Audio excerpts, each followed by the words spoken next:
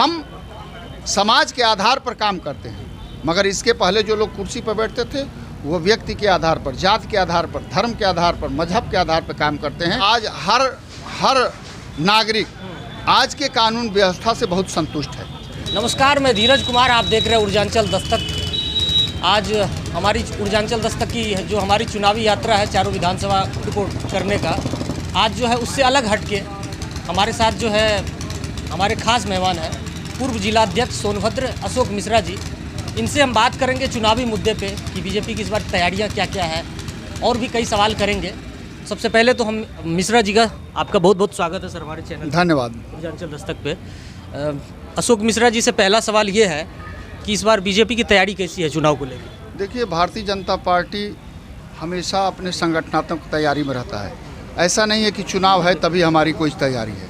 Bharatiya Janata party कार्यकर्ता आधारित party है और हमारे संगठनात्मक तैयारियां हमेशा चलती रहती हैं।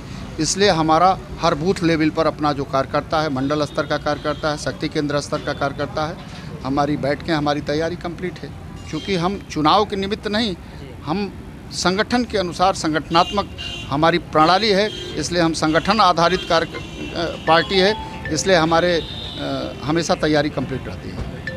अगला सवाल ये है कि चूंकि हम अनपरा परिक्षेत्र से घूमते हुए आ रहे हैं, दुद्धी विधानसभा से हम लोगों ने कवर स्टार्ट किया और ओबरा होते हुए रॉबर्ट्सगंज सदर आए हैं। सवाल ये है कि सर, पिछले शासनकाल में जब अखिलेश की सरकार थी, अखिलेश यादव सपा की, तो उस समय सोनभद्र में 200 किलोमीटर सड़कों का निर्माण हुआ है। बनारस से हाथी नाला को जोड़ने का कार्य हुआ।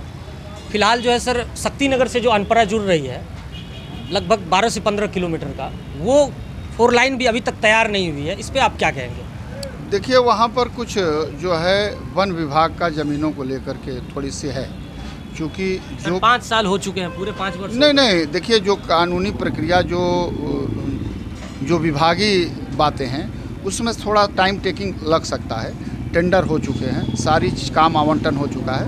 थोड़ी बहुत जो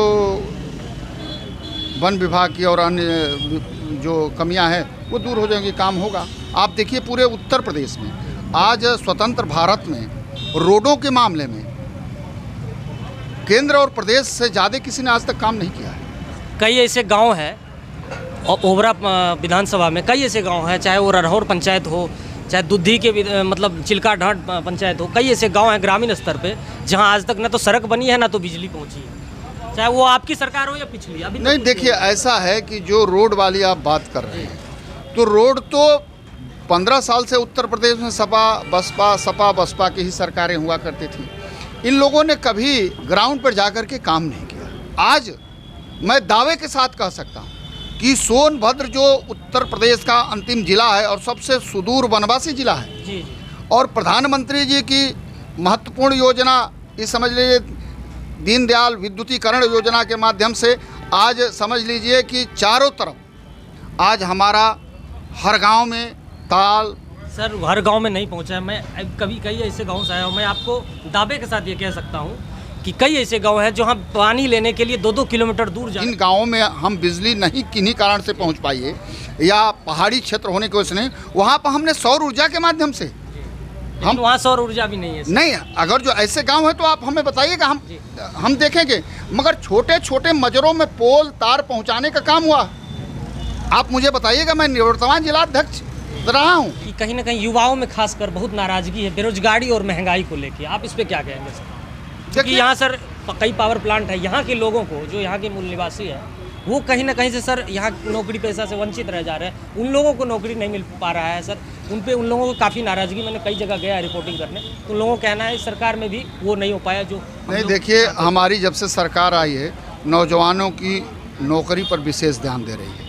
उसके कई कारण हैं। एक तो फैक्ट्रियों में नौकरी, कल कारखानों में नौकरी, कौशल विकास के माध्यम से हर नौजवान को रोजगार मुहैया कराने का काम केंद्र की सरकार। सर, वैकेंसी तो आई नहीं रही, सरकार में बहुत कम वैकेंसी आई। देखिए, ऐसा है कि जितनी भी वैकेंसियाँ आई और आ रही हैं वो पूरा पारदर्शिता के साथ आ रही हैं। पहले क्या होता था कि पहले समाजवादी पार्टी की सरकार में पुलिस की भर्ती आती थी, बाबू की भर्ती आती थी, स्वीपर की भर्ती आती थी, उत्तर प्रदेश से सूची आती थी, और जो समाजवादी पार्टी के लोग रहते थे, जो समाजवादी पार्टी को जाते थे उनको लीक तो आपकी सरकार में भी टेट वाला हुआ है सर? नहीं तो हुआ तो उस पर कार्रवाई हुई है, मैं कार्रवाई मानता हूं, हुई। लेकिन लीक तो हुआ है सर। भाई हम कह रहे हैं अगर जो जैसे कि यह देश है, अपराध अगर जो घटेगा, भ्रष्टाचार होगा, तो हम उस पर नियंत्रण करने के लिए कार्रवाई करेंगे।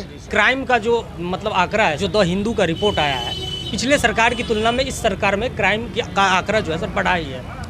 अब ऐसी आप जानकारी बता रहे हैं, हमारे ऐसी तो द हिंदू का जानकारी जो में नहीं आंकड़ा है, है, मगर हम इतना जानता हूं कि आज हर नागरिक आज के कानून व्यवस्था से बहुत संतुष्ट है।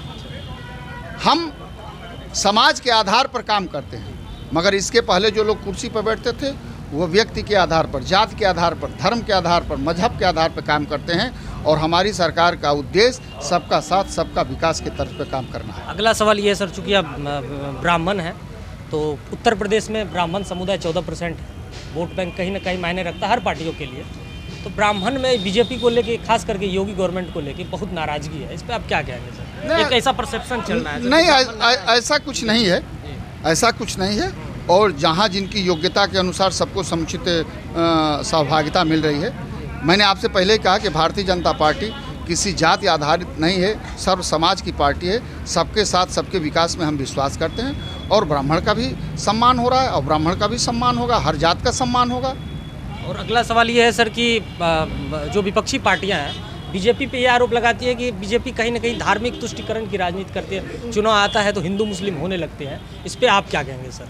अच्छा, एक चीज़ बताइए, मैं आपसे पूछ रहा हूँ, जब से उत्तर प्रदेश में भारतीय जनता पार्टी की सरकार बनी है, कितने दंगे हुए हैं? आज जो लोग दंगे कराते थे, जो दंगाई थे, वही शासन में बैठते थे। भारतीय जनता पार्टी और भारतीय जनता पार्टी के कार्यकर्ताओं को बदनाम किया जाता था। आज आप उत्तर प्रदेश में जब से सरकार है, आप बता दीजिए कि एक भी दंगे हुए हों? कारण क्या है कि लॉ एंड ऑर्डर बहुत सख्त है, चाहे वो भाजपा का कार्यकर्ता हो या किसी दल का कार्यकर्ता हो या कोई नागरिक हो, अगर जो कानून को तोड़ेगा तो कार्रवाई होगी, ये आप जानिए। दूसरी बात, जो धर्म की और जो मजहब बात कर रहे हैं कि धर्म क्या, आप हमको बताइए, समाजवादी पार्टी की सरकार थी, सबसे पहले मुख्यमंत्री ने इस देश के प्रदेश के सभी कब्रगाहों को बाउंड्री बनवाने के लिए सरकार का धन दिया, तब किसी ने नहीं कहा। और आज यह भारत अपनी हिंदू संस्कृति, सभ्यता और विरासत के लिए पूरे विश्व में जाना जाता है। हमारी पार्टी का है, हमने काशी विश्वनाथ कॉरिडोर का हमने उस भव्यीकरण किया, माँ विंध्यवासिनी के धाम का, भगवान राम अयोध्या में जन्मे थे, यह वर्षों से मुद्दा चला आ रहा था, मगर सारे सौहार्द को, दोनों पक्ष को मिलाकर कोर्ट के आदेश पर वहाँ पर भव्य राम मंदिर का निर्माण हो रहा है। हमारा कहने का मतलब कि हम जात धर्म के आधार पर नहीं, व्यक्ति के गुण दोष के आधार पर उसके हम सर, मंत्रालय बीजेपी गवर्नमेंट में जात देख के क्यों दिया जाता है? जब हाल ही में आपके योगी कैबिनेट में जब फेरबदल हुआ तो कई ऐसे मंत्रियों को जगह दी गई जो वोट बैंक से खासा ताल्लुकात रखते हैं। भाई हम ये बताइए, समाज में सभी वर्ग के लोग हैं, तो सबकी सहभागिता होनी चाहिए कि नहीं होनी चाहिए? आप कह रहे थे कि मतलब विद्वता देख के दिया जाता है, लेकिन ऐसा तो नहीं है। ये देखते हैं कि अब मिश्रा जी जो है ब्राह्मणों का कितना वोट खींच सकते हैं, तो भाई मिश्रा जी को मंत्री बना दो। नहीं, ऐसा नहीं है, ऐसा तो हो रहा है। अब उसको उस नज़रिए से देखिए, ऐसा नहीं है। हमारा काबिल लेकिन के वो छूट जा रहे हैं सर, जो लायक है। नहीं, देखिए, ये आप कह रहे हैं, मैं इस बात को मानने के लिए नहीं तैयार हूँ। भारतीय जनता पार्टी में हमेशा योग्यता और काबिलियत का कद्र होता है।